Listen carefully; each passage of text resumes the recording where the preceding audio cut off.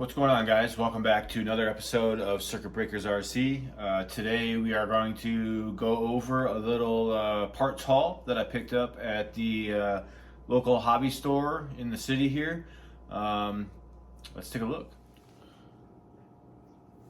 Okay, so yesterday we were in the city and we ran by the local hobby store that we always go to and picked up just a few goodies. Just had to pick up a charge cable connector from my charger to the battery for the Racent RC24 scale crawler. That is this bad boy right here. We just did a review on that. If you have not seen that, I will link a description right up here for you. We also picked up, because both models that we picked up, we burnt out the motors. So just for testing purposes, I decided that we're gonna hold on to the first one that we got. I'm just gonna pay to have, keep this one here because we want to have a stock version compared to the one that we've already modified, and give you guys some more reviews on this Racent crawler. Okay, so after we put the stock axial SCX24 motors in the RCS24 Racent crawler, we are going to leave this completely stock for right now and run this on the course, and then run the modified RCS24 on the course for a comparison, so you can see what the stock RCS can and cannot do versus just a few modifications to it, what it is capable. The weight really helped this crawler because it has the hard body on top. It does make it top heavy, and then the extra additional weight on the back here, going up a steep incline, it really makes it want to just tip back. So we're gonna do a further deep dive review on that. And then after we do that with all those parts, or just the stock motors versus the stock electronics on the other one, but with the add-on weight parts, then we got some other parts to put on this one as well. We're gonna kind of try and do two different style builds. We're gonna do one that is going to stay completely stock scale looking, and then we're going to do the second one with a modified look to it. So we'll cut the fenders, we're going to run the Endura.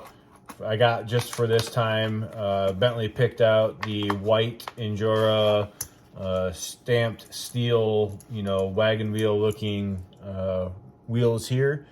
So he thought these would look good on here. I'm not disagreeing with that at all. So we're going to give these a try. We will be trying other wheels and tires as well, but for right now, we got those, as well as the RC four-wheel drive Interco boggers. So this set of tires and the TSLS X's, which is what the tires mimic on the other Racent crawler that we have currently, are probably my two favorite one-to-one tires for off-road use. So that's kind of why I wanted to go with the Interco boggers on this one. This setup with these wagon wheels, the stamped wagon wheels, will be set up for the more off-road looking rig, and then the TSLSXs, because those are radial rated in the 1-to-1 scale, those will get put together with the more scale trail looking rig. So we're gonna run those. These actually feel really good. The lugs on here are super soft. I think these are actually gonna crawl even better than the TSLSXs on the other one. Those are a non-name brand. You know, I did just get those off of Amazon. So yeah, that's good. I'm really excited to give those a try. And then we also picked up the high clearance Injora links for this one as well. I have already on order, that should be here soon, Injora purple and red motors. That's kind of why I went with just these stock SCX motors here. So that way I can get into then going opposite directions and trying the purple versus the red with same weight ratings, etc. Because we are putting the exact same brass components on this rig after we do the stock versus modified trail test in this video. We are then going to be using the same brass components except for the knuckles. I'm not going to put those on, but I've got another diff cover in brass. I've got the same setup for the extenders, the hex extensions there. So we're going to put those on. These wheels do not weigh as much as the other wheels, so this will be slightly lighter in weight. I might get the brass rings for these wheels to see what the difference is in this center ring versus the brass center ring, and see if that'll help us gain a little extra weight there. But the other wheels definitely do weigh more. So then we'll put these high clearance links on. I have these same links except 4-link front and rear on the way for the other one that are in gold, as that one will have a more black and gold look. This one I'm just kind of putting parts on. It might end up with all red parts on it, but we'll see where that goes. So we'll give that a try. So I'm going to tear these apart and get the new motors put in both cars, and then we'll be back. Okay, before I get too far here, you know, size-wise, this is exactly the same motor. You know, really, I would imagine it's probably made in the exact same factory. It just does not have the Racent motor does not have a wraparound, a vinyl wrap around it like the stock axial. The only other difference that I did note is the Racent came with a brass ring on it, whereas the axial has just a plastic one on it, or the gear on it. So we are going to put the brass gear on this motor, so that way it'll just hold up just a little bit better. Other than that, everything is the same. It has the same plug on the end as the axial does, so there's nothing different realistically about this entire thing. It does have from the factory all plastic gears inside of it, the Racent transmission, and it looks, you know, just the same as everything else would. So we're going to get this put back in here real quick. Instead of taking the main gear off inside here, I just kind of cheated a little bit and left this screw in here, took the outer screw off first, and then screwed that one out and pulled the motor off at the same time. So I'm gonna get this put back together and we'll check it out. All right, so motor is in. This is the stock version. I did actually have to go in and pull the whole front axle apart and put grease in here. There was no grease inside of here, so it was dry and binding up some, which could have been part of the reason why the motor was burnt up. Also, the factory SCX24 motor wiring, positive and negative, is reverse polarity from the factory RCS24 Racent motor wiring. so I had to cut and splice those back together. I absolutely love using these soldered butt joints. You know, I take and put the fingers of the strands and intertwine them in the middle, right where the solder band is at, and then shrink the outsides down so that way everything is held together in place, and then shrink the solder point, and so it melts the solder and it gets nice and in between all those strands, and it really holds up really well. So we have everything is back together now, and we're ready to give it a sample. So we're going to put the other motor in the other crawler, and we will be back. All right, so I just wanted to show real quick, this is before shrinking this down. This is what the band looks like. And then I usually use a heat gun. I didn't want to bring my heat gun in. The torch works great as well. Just hold the flame back, let the heat do all of the work. Like I said, I start coming from the ends and come in, coming from the ends and come in. Rotate your heat so you get it all the way around, and then right on the center, and voila, just like that. I probably was out of focus there for you guys. I apologize for that, but that's okay, because I'm gonna do the other one here now real quick, and it's the same thing. Slide this down over the top. Straighten out your wire a little bit first, make this a little bit easier. Slide this down over the top of the wire. Focus that right in the center. We'll straighten out this other wire here real quick. And then we're gonna slide that one down inside of there. And then I purposely butt heads, so to speak, with the two wires, so that way I can push them into one another inside of that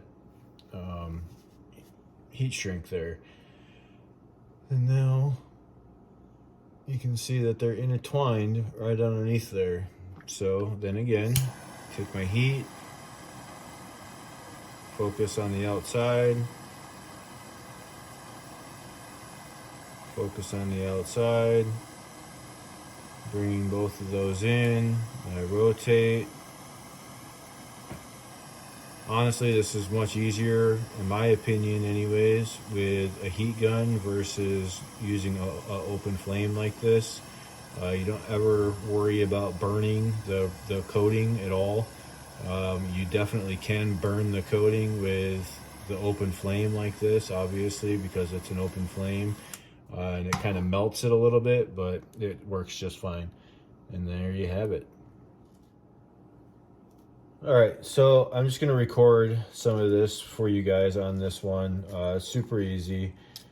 Disconnect, and on this they made it super easy as well. You have your battery lead is red. The battery that they came with also is red, so you don't have to worry about accidentally plugging the battery into the motor side of the ESC and frying the ESC out.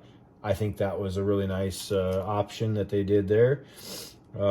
You know, you probably already know how to do all of this because you were working on ESC24s or another scale RC of some sort, but just to give somebody that might not have the knowledge a rundown on breaking this apart, it's 2 screws on the bottom pan here, and this will pull out the whole transmission.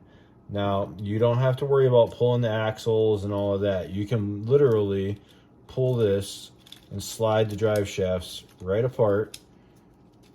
Get that one pulled out and pull that, and now you've got the whole entire transmission housing and everything pulled right out of it. Okay, now from there, we've got 2 screws on the top side that are going to pull out for the faceplate cover of the transmission. I was trying to wait to do all of this because I have, I should say, on order transmissions, motors.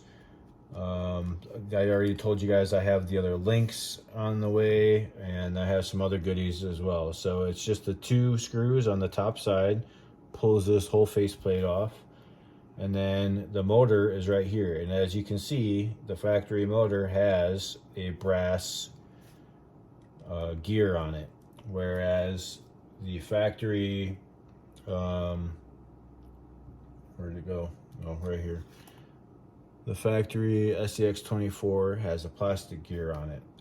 You know, this is just personal preference for me, but I prefer to have the brass gear on it.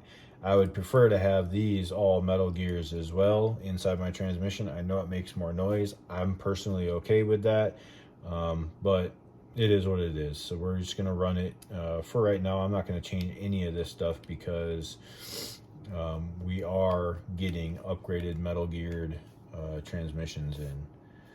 As soon as those come in, we will be doing a review on those as well. So I pull out the outer screw into the motor here from the motor plate. I pull the outer one out because this one here is tucked in right behind the gear here, right? So this screw is not going to come all the way out per se, but what will happen with me unscrewing this, I don't know if you can see that or not, but I'm creating a gap between the motor and the motor plate, right? So just like that, it comes out. Now the brass gear on here has got a really tight fit on it, which is good, but you can't just grab onto it with your fingernail and slide it off like you can the plastic ones. You know, the plastic one, I haven't even touched this yet. Just get your fingernail, I have short nails so it's difficult, right in behind in between there, and it just slides right off of there. Super easy. Now the brass is a different story. So what I did is I took my tweezers and I opened them up because there was just enough room to get the one in there, and I got that in there and I worked that up just a little bit so that way I can get my tweezers in this way. And then all I'm going to do is very carefully work back and forth.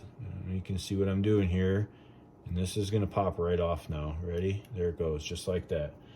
So we're going to set that old motor aside. We're going to take this brass, and this is going to slide right down on here. Now this is going to be super easy, but we're just going to push this down on. I guess I shouldn't say super easy because, as I mentioned, it does have a tight fit to it, but it goes down on super easy in comparison to getting it off. So we do that, and then we're going to just put these back on, opened up ever so slightly so they'll go around the shaft, and push that right back down on there. And then it's just a reverse process, right? So now we've gotten it off. That wasn't an issue. We're going to line this screw back up with the screw hole. Get this screw started. Make sure we get lined up correctly. Get that screw started in there. And then we're going to get our other screw. And these motors, at least at my hobby shop, and I'm sure that it's standard procedure, they do come with new screws. I didn't have to use the new screws. I didn't want to use the new screws because, as I mentioned, this one doesn't come out, and I didn't feel like taking this gear off. Should I have? Yeah, maybe it would have been good. I'm not putting Loctite on, I'm not, anything like that, because I want these to be able to come back off again. Because for one, as I mentioned, I do have some Enduro motors on the way for both of these, as well as Christmas presents, transmissions, all that stuff. And then I'm just going to leave these together. I'll probably, before I put the other motors in, we'll get metal drive shafts on the way as well, actually, now that I'm thinking about it, because I did not do that. But yeah, anyways, this is just going to slide back on here. Okay, this all works, right? Everything is good. Everything is lined up. this goes back on here now. We take our screwdriver. This is a magnetic screwdriver, and I highly suggest using a magnetic screwdriver for these little itty bitty screws, because as that just falls off, I didn't have it in there. I was just hoping to get it lined up and then get it in there.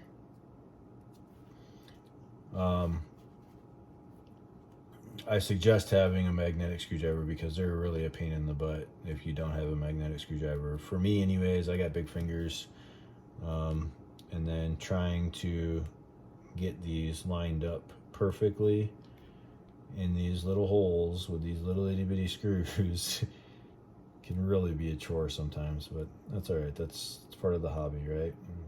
Take the good with the bad. Of course, the motor magnets overpower the screwdriver, so that's exciting. So just hold it with your finger. Try and get this line back up. Poke that in through the hole and tighten it down. So I'm not going to tighten this one all the way. I get it pretty close to snug. Get my other screw and get the other one lined up. And that I do that because it makes lining the other hole up so much easier. It's going to kind of set in the position due to the shape and everything. It'll kind of hold itself in the position, but it doesn't have alignment pins or anything like that to actually hold it in spot. You know, when you put it on here, you could still slide this cover plate around. So we do it that way, so that way we can get that put together. All right, so now I'm gonna line up the back drive shaft first because of the length of it. Just makes it much easier. Slide that down in there. Pop the front drive shaft up through the opening.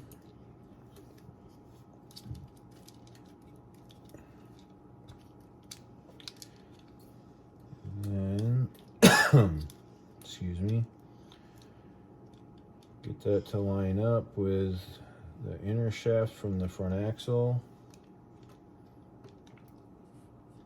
You trying to peek at yourself on the camera?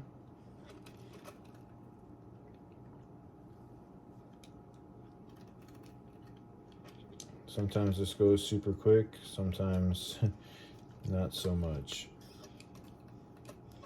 Coming out obviously is easy because you just gotta slide it apart.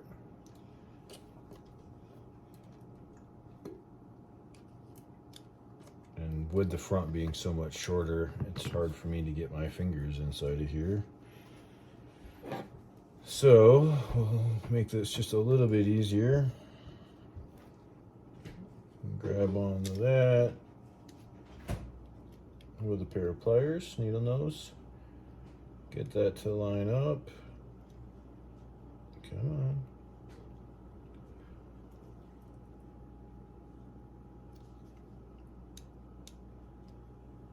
on. And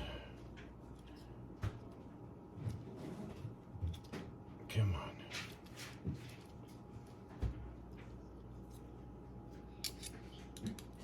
It's trying. There we go. Just had to get the splines to line up. So now that those are in, we're going to rotate the transmission into position.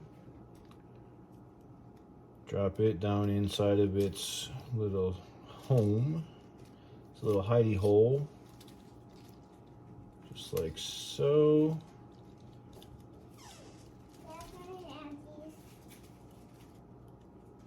And then install the screws. So super quick and easy, honestly.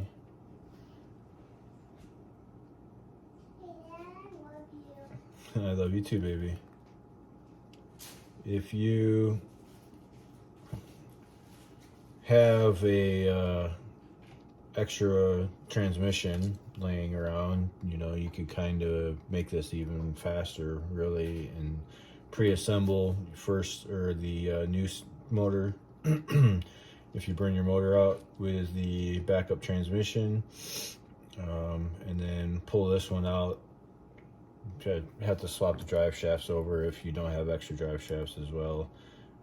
But pull it out, slap the other one right in as a whole assembly, and then you would have another whole assembly to be able to change out your motor or whatever that way. But it's not needed, honestly. With as easy as it is to do this, it's not needed. So real time here, we've done this. You know, I don't know the exact amount of time that it's taken because I have paused a couple of times in between for random things, but that's okay. Just gonna put that down out of the way. We're just gonna plop this motor down inside of here real quick, or excuse me, battery connector down inside of here real quick. Strap this battery down.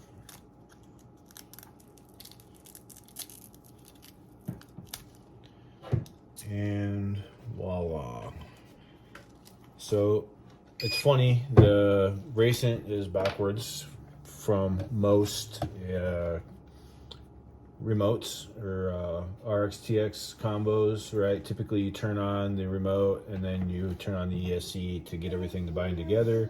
On these you do not, you do it the opposite direction. So we are back to being functional, to ready to run RC cars back again. So I'm going to get this body put back on as well, and then I'm actually going to weigh the two cars before we do the test run, so that way we can see what the weight differences are versus the capability of either. So we'll be right back. All right, well, I apologize guys, I'm not going to be able to weigh them. My scale does not seem to want to work for whatever reason.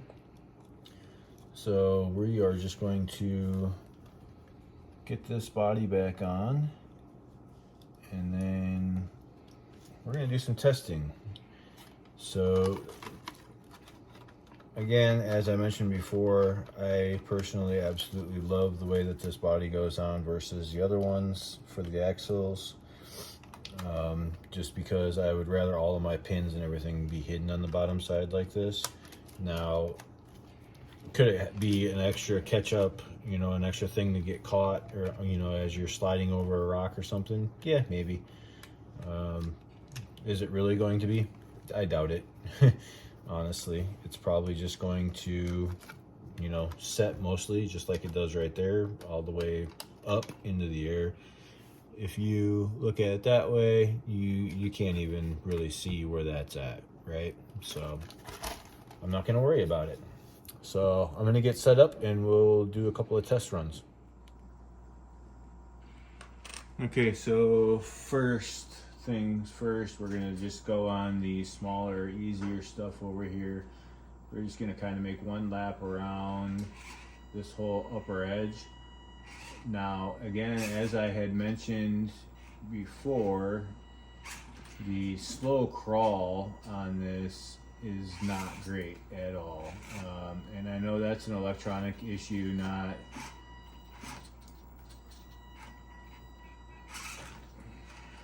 not to be unexpected, honestly, because it is a cheap crawler, so it's kind of just gonna have to be something that we're gonna deal with, right?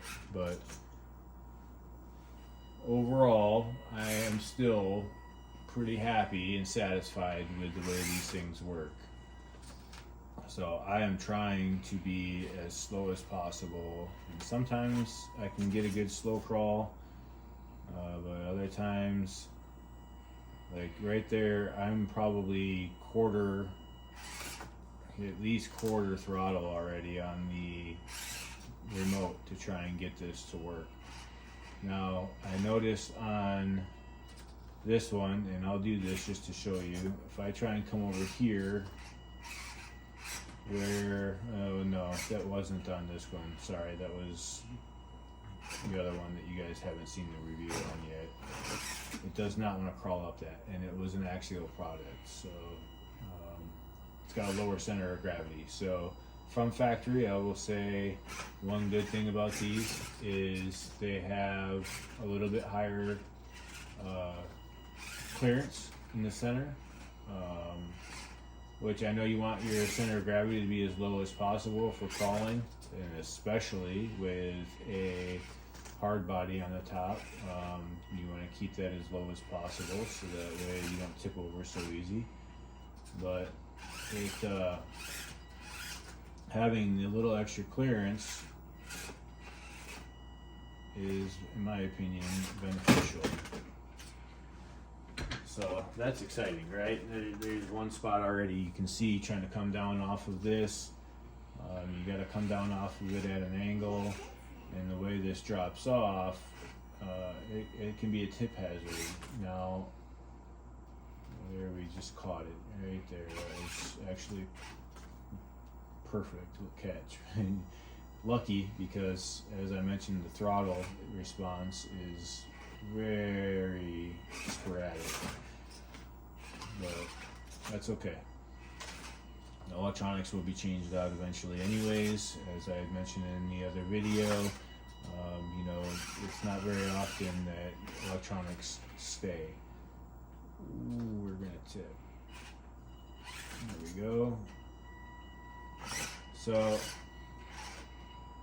it does crawl fairly well, right? I mean, there's really only a couple of tip over points that are very extremely noticeable, and that's coming down off of this is going to be the biggest one. But once we get a little bit of weight on here, this is going to be much easier. So I can adjust as well. If I plan out how I'm backing up, I can kind of make this a little bit easier, which I did not do. That's okay. So now we're gonna come back up and around and go the other direction.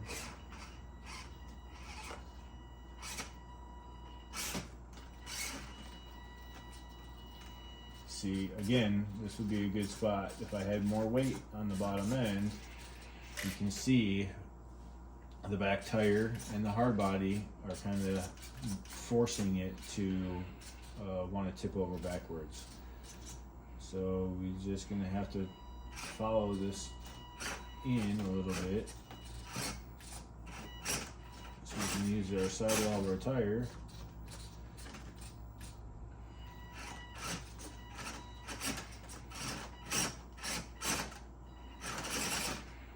There we go. Get it to come over. Now we'll come back around this way.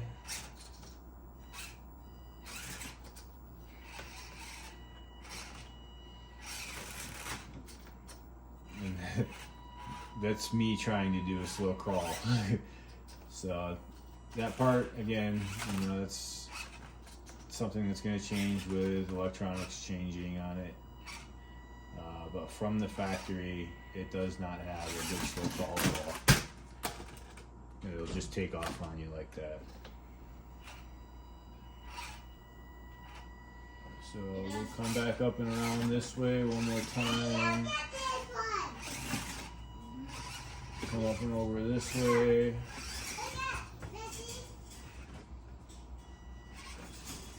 And then once we come back down right in front of the camera right here, we will grab the other Jeep and do kind of this same little trial and let you guys see what a difference the weight will make on these racing crawlers. Now, overall, it's not a bad crawler. You can see obviously right here it's capable of this.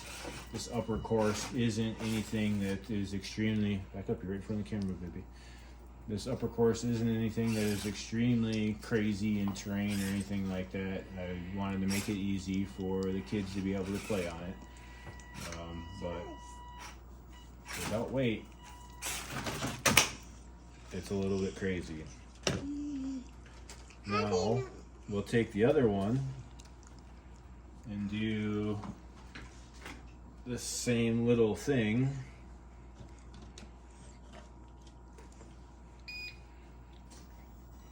And this one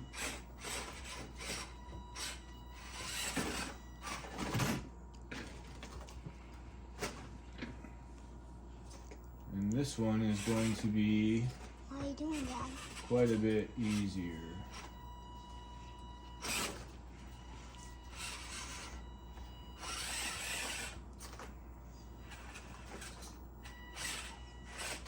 One thing with adding all the extra weight, changing the track width and all of that, is the electronics, the steering servo, etc. is not that great. Trying to turn these tires with all this brass and the stainless rings inside the wheels, etc. The steering servo is not that great with it. Now, the breakover coming down off of this one with this Jeep will be much better if I can get this dang throttle to work in my favor and not fight me every step of the way.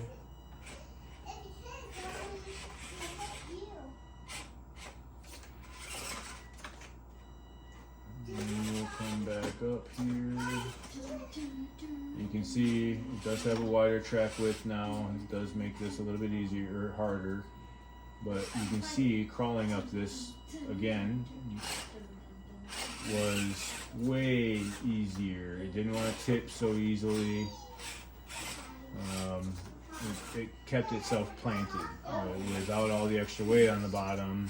That front end came right up in the air. So we'll come back down through here. We'll get ourselves lined up from the outside here.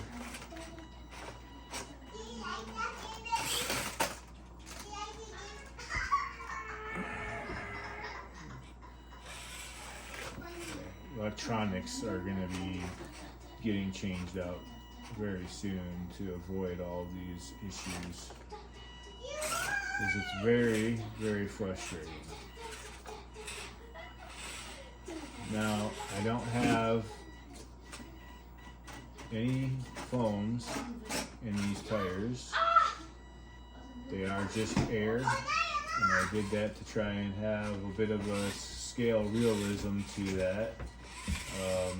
But we might be doing some modified foams inside of these tires to make this just a little bit stronger on the sidewalls, because the sidewalls are kind of flimsy on the tires right now. So we'll get this, come back up and around, come back down the other side, and then we'll just do a final little walkthrough review on the bench.